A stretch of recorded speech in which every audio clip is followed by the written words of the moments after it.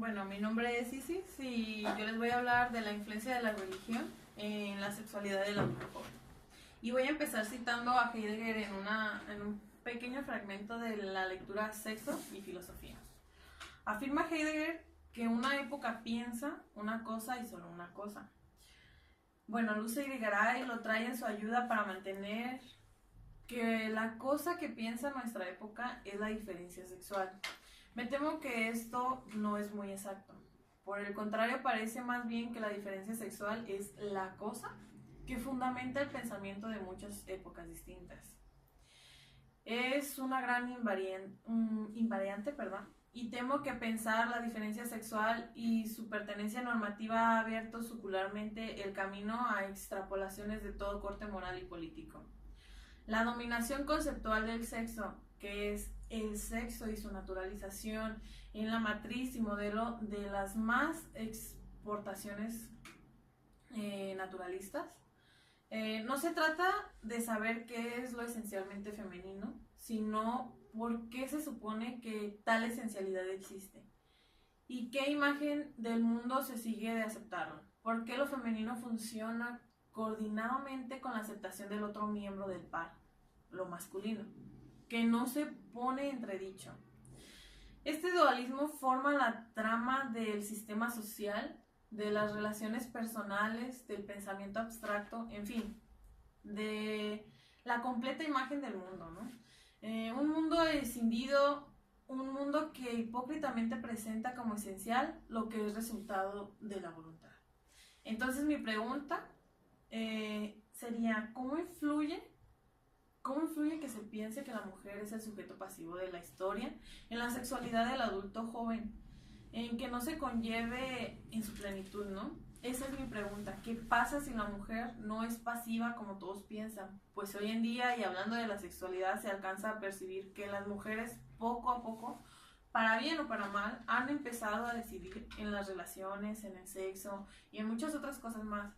Pero, ¿qué tan bueno es esto, no? ¿Hasta dónde llegaremos con nuestro poderío si lo llegáramos a tener en su totalidad? Pongámonos a pensar si los papeles se invirtieran y la voluntad fuese parte de la esencia. ¿Qué pasa si lo vemos así?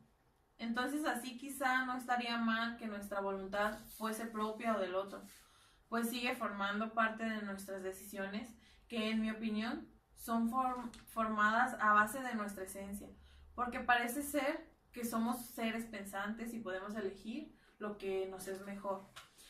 Entonces, cuando planteamos que un adulto joven no vive su sexualidad, llego quizá a la conclusión de que es por decisión propia, que quizá pudo ser influenciada por alguien, pero al fin y al cuenta el adulto decide por su voluntad, ¿no?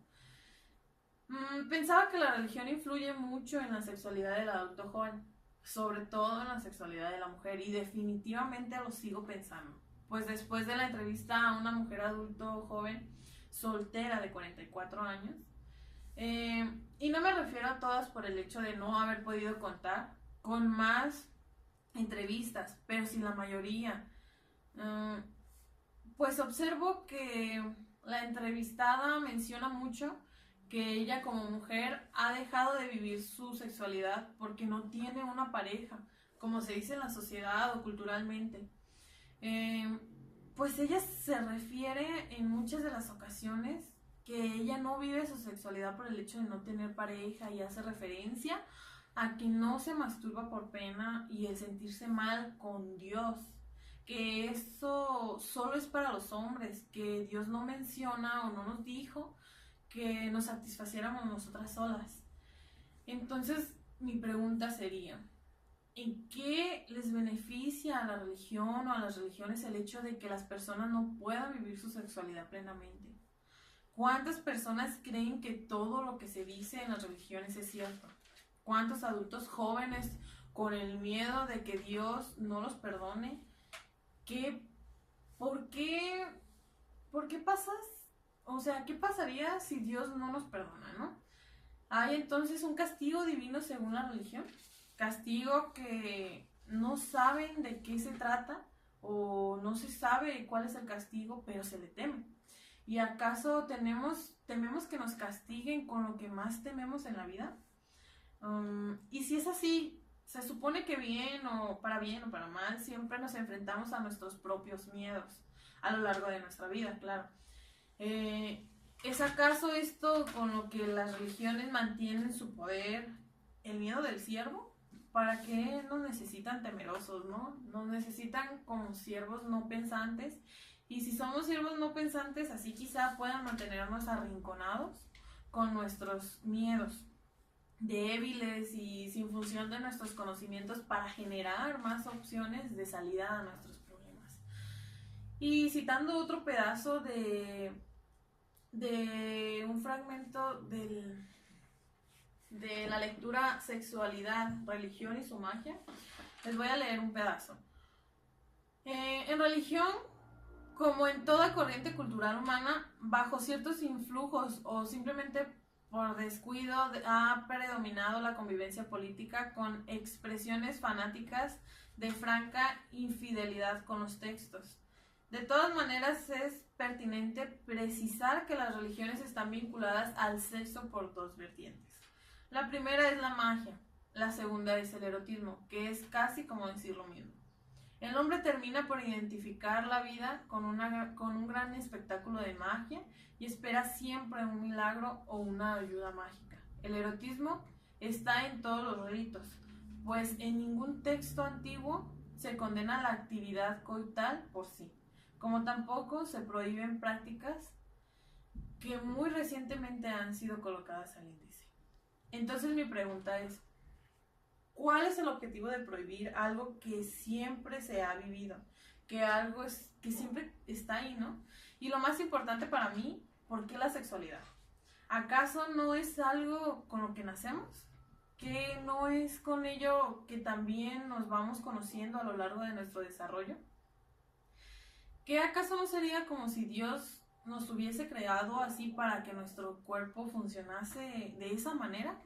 Entonces, si la religión dice que esto es malo, podríamos interpretar que solo quizá si Dios nos creó así, porque así funciona el orden de nuestro ser en cuerpo y mente, y está prohibido porque está como algo malo. Entonces, ¿pudo Dios haberse equivocado? Me ha llegado a interesar que por qué la gente no se pone a reflexionar sobre lo prohibido. ¿Por qué es lo que los mantiene, ¿no? Con ese temor. Insisto, ¿seguirá siendo el miedo a la muerte? ¿O hay algo más allá de sus costumbres y tradiciones que lleve a no experimentar, no conocer, no vivir su sexualidad con conocimiento y responsabilidad? En una ocasión, platicando con una mujer entrevistada, comentaba que uno de sus más grandes miedos era terminar sola. Ella refiere que de verdad le angustiaría, que no le gustaría prácticamente que ninguna de sus sobrinas quedara soltera como ella. Yo le preguntaba en ese entonces por qué es que no quisiera que sus sobrinas terminaran así, ¿no? Ella menciona, viéndome a los ojos, que es muy triste el no tener a alguien a su lado, y yo le pregunto que cuál es su falta a no tener a alguien a su lado. Si al parecer ella lo tenía todo, tenía el dinero, tenía una casa, tenía una familia. Ella menciona que muchas veces el no tener a quien darle amor era pesado, y quise entender su concepto de amor, pues preguntándole del mismo. Ella menciona que muchas veces el cuerpo necesita satisfacción sexual y no tenía con quién. Yo preguntándole de dónde le venía esa idea de que se necesitaba alguien, ¿no? Para una satisfacción sexual propia. Ella dijo que la pareja para ella significaba mucho. Entonces, mi pregunta es esa. ¿Qué influencia tiene, más que nada, la religión en esa sexualidad del adulto joven? ¿Cómo les influye en su pensamiento del día con día al no vivir su sexualidad plenamente? Y yo lo veo en experiencias vividas en otras personas, y no me refiero a muchas, sino a las que he tenido la oportunidad de conocer y sobre todo de entrevistar, y veo que ese es su miedo, esa es su falta. Y creo que, pues al parecer eso sería todo de mi tema, todo lo que tendría que comentar. Bueno, pues ya tú comentas mucho de la represión que ha tenido últimamente el adulto mayor, el adulto joven. Que tú lo hablas así hablaste de la represión, de la esencia que se tiene como persona. Entonces yo te pregunto, si el adulto joven sigue reprimiendo la sexualidad, ¿está perdiendo su esencia? O sea, ¿está quitándose de ella para seguir en una línea, para seguir entrando en los límites que tenemos como sociedad? Y también tomemos en cuenta que se nos ha dicho que en la actualidad la religión está perdiendo mucho el peso, que ya no tiene el mismo peso que antes. Entonces, ¿por qué crees que el adulto joven siga reprimiendo su sexualidad? Si ya no vivimos en la época de antes donde se tenía que vivir ciertos límites, reglas, y si no eras como mal vista o quizás hasta nombrada puta por la calle. Eso sería todo por mí. Bueno, de mi parte, me entró la duda ahorita que mencionabas un poco hablaste como un poco de género, de que la mujer ha ido tomando pues más partido hoy en día, ya sea en la sexualidad, en todos los ámbitos. ¿Crees que una mujer seguidora o que profesa más bien una religión quiera cambiar su papel en la su papel o su rol en la relación sexual? Y más allá de la mujer, ¿crees que los hombres y las mujeres quieran que la mujer como que prospere y que tome más papel basándonos en la religión y en lo que dice esa religión? También, si ella eligió la religión, es necesario que ella sienta represión. Es como lo mencionaba, que si tú eliges la religión y ya sea abiertamente o por decisión propia o no, tú estás siguiendo esa religión. Entonces, mi pregunta es si es necesario sentir esa represión y si se siente como el género y si el género tiene influencia en esa represión y en el avance de la sexualidad y esto. Sería todo. Bueno, voy a empezar con Jessie, que dice que en la actualidad, que sí creo que en la actualidad todavía se reprime, ¿no? La religión todavía reprime esa sexualidad. Mira, yo veo que el adulto joven, y yo veo las edades de adulto joven, de 30 a 50 años, más o menos, o 40, por ahí. Yo veo eso como adulto joven. Si nos vamos a lo real, nos vamos de los 20 años, que es adulto joven de 20 a 40 años. Entonces, yo me enfoco más a los 30 y 40.